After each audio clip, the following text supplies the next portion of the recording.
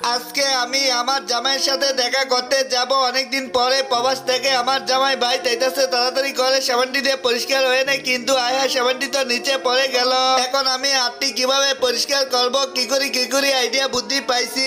তার জন্য একটি দাও দিয়ে আমি সাবানটিকে পিস পিস করে অনেকগুলো টুকরা করে নেই। টুকরা হওয়া শেষ হয়ে গেলে সবগুলো সাবানকে একটি ছোট বাটিতে আমি গুছাইয়া নিয়ে নেই। তারপর ছোট একটি চুলা বানিয়ে আমি আগুন লাগাই এই বাটিটি আগুনের উপরে দিয়ে দেই। কিন্তু তার আগে দেখো লোকগুলো মিলে কত সুন্দর একটি মসজিদ তৈরি করছে। তোমার কাছে যদি সুন্দর আল্লাহর এই ঘরটি পছন্দ হয় অবশ্যই ভিডিওতে লাইক করে চ্যানেলটিকে সাবস্ক্রাইব করে কমেন্টে আল্লাহ লিখে দিবে।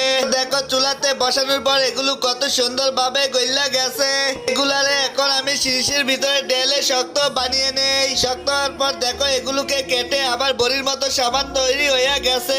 এখন আমি এই সবগুলো সাবানকে সংগ্রহ করে একটি বয়মে রেখে দেই। একটি টুকরা সাবান নিয়ে আমার হাতটি মোড়াইয়া পরিষ্কার